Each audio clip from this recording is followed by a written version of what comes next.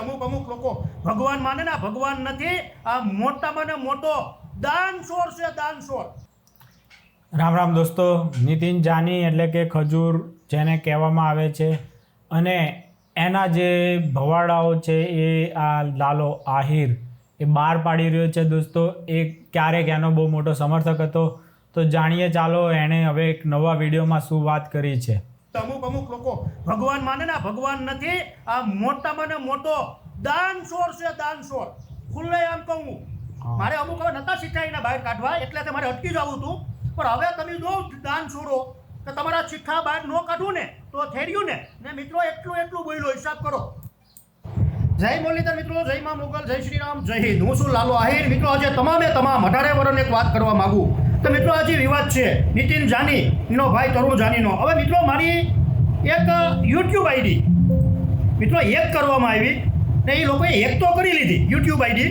એમાંથી મારા જે વિડીયા હતા એ તમામે તમામ ડિલીટ થઈ ગયા. પાછી મારી યુટ્યુબ આઈડી મારી મેરે આવી ગઈ, પણ એમાંથી વિડીયા ડિલીટ થઈ ગયા. એટલે હું તમામે તમામ 18 વર્ષને જણાવવા માગું કે મારી યુટ્યુબ આઈડી ડિલીટ કરવી હોય તો એ કંઈ વાંધો નથી. મારી ઇન્સ્ટા આઈડી, ફેસબુક આઈડી, મને એનાથી કંઈ ફેર પડતો નથી ભાઈ. મને 18 વર્ષનો પ્યાર અને સહકાર મળે ને એના હાટું થઈને જ લાલો આહિર છે કે આવી હું કંઈ આઈડિયોથી મારે કંઈ પૈસા કમાવાનો શોખ નથી. મિત્રો આ બે ભાઈઓ તરુણ જાની અને આ નીતિન જાની, મારી ઇન્સ્ટા આઈડી એની મેરે હતી, મારી યુટ્યુબ આઈડી એની મેરે હતી ને મારી આ ફેસબુક આઈડી એ લોકો વાપરતા હતા પહેલાં. તમામ જે લખાણ કરતા એ બધું એનું જ લખાણ છે. તમામ હવે મીડિયામાં કેવું ખુલે કે મિત્રો મારું આઈડી યુઝ એ કરતા હતા ને મારી યુટ્યુબ આઈડીનો એક પાસપોર્ટ આ જે વિશ્વાસ સોની છે એની મેરે હતો, એ દુબઈ છે. એમાં જે આપણે આવ્યું છો મારી મેરે આ 3 તમને અત્યારે હું સ્ક્રીનશોટ બતાવું કે હજી વસ્તુ આ 3 સ્ક્રીનશોટ બતાવો. મારે આઈડી વાપરતા હતા આ લોકોએ. અત્યારે મારી આઈડીમાંથી વિડીયા ડિલીટ કર્યા. હવે તમને કહી દઉં, કાન ખોલીને સાંભળી લેજો. નીતિન જાની, તરુણ જાની ને આ વિશ્વાસ સોની, મને કંઈ પૈસા તમારા કામમાં, મારે નહીં. આઈડી તમે તારે એક કરી લઈજો. હવે તમારા સિઠ્ઠા બહાર લાલો આહિર કાઢશે ખુલ્લે આ. બધા સિઠ્ઠા બહાર કાઢવું ને એટલે કાવેતરા કરે. હામી સાત્ય લડવાની ઓકાત નથી. લાલો આહિર નતો ત્યારે હુમલો કરાવ્યો. ટ્રેવર હોય તો હામી સાત્ય લડાય, હામી સાત્ય ઘા કરો ને તો ખબર પડે. માઇક આગલાવ ને મિત્રો આના બધા સિઠ્ઠા હું બહાર કાઢી આ બંને ભાઈઓના. આપણે અત્યાર લગડીને ભગવાન માનતા હતા એવું નથી, હું ખુલ્લે આમ કહું. પણ મિત્રો હું તમામે તમામ 18 વર્ષને કહેવા માગું છું, અમુક અમુક લોકો ભગવાન માને ના ભગવાન નથી, આ મોટામાં ને મોટો દાનશોર છે, દાનશોર. ખુલ્લે આમ કહું, મારે અમુક હવે નતા શીખાઈને બહાર કાઢવા, એટલે મારે અટકી જવું હતું. પણ હવે તમે જો દાનશોરો કે તમારા ચિઠ્ઠા બહાર ન કાઢવું ને તો થઈ રહ્યું ને મિત્રો. એટલું બોલ્યો, હિસાબ કરો એના સમાજ વિશે. તો એ આને શરમ નથી. પાછો સેવાના કામ ઉપર તો હું કાંડ કરે ને મારા નીતિન જાનીને કહેવાનું, એ હવે તમામે તમામ 18 વર્ષને બતાવશે લાલો આહિર. ગમે એટલી મજા કરવી હોય એટલી કરી લ્યો ને મારી આઈડી જેટલી એક કરવી હોય શૂટ છે, મને કંઈ ફેર પડતો નથી. લાલો આહિર નવી આઈડી બનાવીને તમારા શિક્ષા બહાર કાઢશે, પણ કાઢશે તો ખરા જ. હવે તમે કેટલા બોલ્યા ને આ વિશ્વાસ તું એ બોલ્યો હતો ને ઓલા કંઈક એમાં રેકોર્ડિંગમાં તું બોલે છે, આ તને મોરથી કહી દો. એક ભાઈનું તું બોલે ને છોકરીઓ બાબતનું ને બધું, એ તમે હું તમામ 18 વર્ષને બતાવીશ કે આ કેટલા હલકીના છે ને. જય મુરલીધર મિત્રો, જય મા મોગલ, જય શ્રી રામ, જય હિન્દ. સમજાઈને વંદન, બાકી અભિનંદન. જય શ્રી રામ. પણ જીનામાં ત્રેવર હોય ને હામી સાચી આવી જાય જો ભરવાવ તો ખબર પડે. તો દોસ્તો આ હતા લાલાભાઈ આહિર, જેમણે હવે ભયંકર આરોપો નીતિન જાની, તરુણ જાની, વિશ્વાસ સોની આની ઉપર લગાડ્યા છે. એમનું આઈડી હેક કરવાનું કોશિશ કરી છે અને એવું પણ એમનું કહેવું છે કે આઈડી હેક કરીને એમને એમની યુટ્યુબ ચેનલ જે છે આ લાલાભાઈ આહિરની, એમાં બધા જેટલા વિડીયો હતા એ બધા ડિલીટ મારી દીધા છે. તો આપણે એમાં જઈને જોયું છે દોસ્તો, તો બધા વિડીયો આમ તો ડિલીટ જ છે. આ એકલો પહેલો વિડીયો હતો, પછી બીજા 2 વિડીયો નાખેલા છે.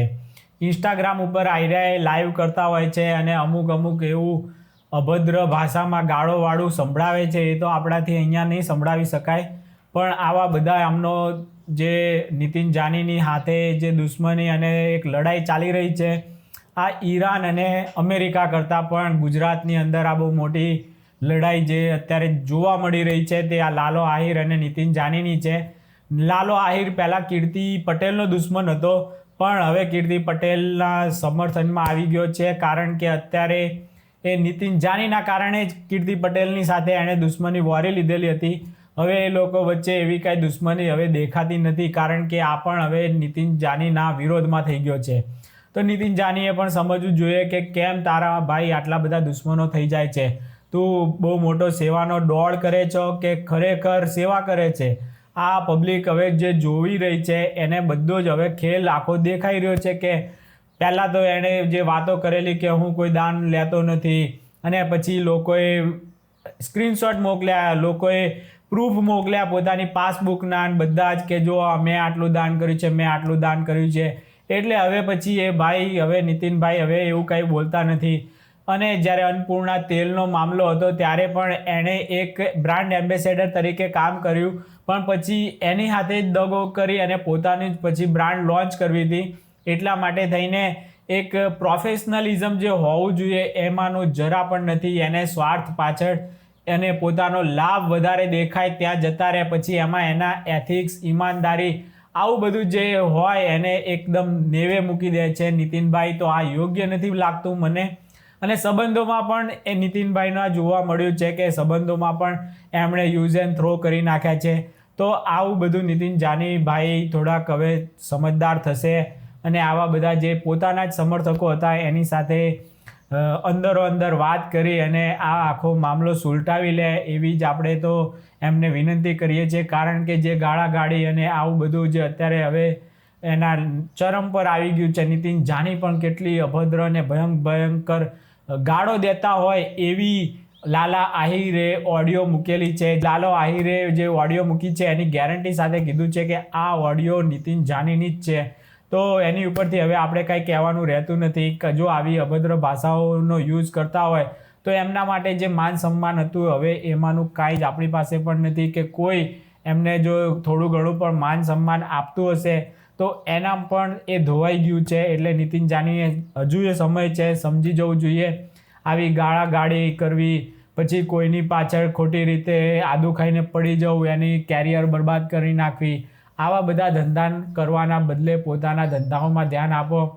એ કદાચ બની શકે છે કે એમની બ્રાન્ડ લોન્ચ કરી પણ એ ચાલી ના હોય, અને જે પણ ધંધા લઈને બેઠા છે પોતે, કારણ કે એ તો બધા બીજાના હતા, બીજા માટે બ્રાન્ડ એમ્બેસેડર કામ કરીને મતલબ પ્રમોટ કરવાનું કામ કરતા હતા. એમાંથી એ પોતાના આવ્યા એટલે બધા પોતે જ એને બિઝનેસમાં સારામાં સારી રીતે સફળતાપૂર્વક ચલાવી શકે એવું ના હોય. કારણ કે અમુક વ્યક્તિઓનું પ્રમોશનનું કામ હોય, એ પ્રમોશનનું કામવાળો હવે જો જાતે જ ધંધો લઈને બેસે તો એમાં તો હવે શું થઈ શકે? એમાં તો કાંઈ વધે નહીં. કારણ કે ધંધામાં પૂરેપૂરું ધ્યાન આપવાનું હોય, આખી ચેનલ હોય, એ બધું જ સફળતાપૂર્વક ચલાવવાનું હોય. એમાં એક નાનો વિભાગ છે માર્કેટિંગ, અને માર્કેટિંગ માટે તમને કોઈએ હાયર કર્યા હોય અને તમને એમ લાગે ગાડા નીચે કૂતરું જતું હોય અને પોતાને લાગે કે હું જ આખું ગાડું ચલાવીને ચાલું છું, તો એવું નીતિનભાઈ હાથે કદાચ થયું હોય અને એટલે એને લાગતું હોય કે અન્નપૂર્ણા તેલ જેવી પોતાની જ ખજૂરભાઈ નામે બ્રાન્ડ હું નાખી દઈશ અને ચાલી જશે અને હું કમાઈ લઈશ ને ધનવાન બની જઈશ ને બહુ રૂપિયા કમાઈ લઈશ.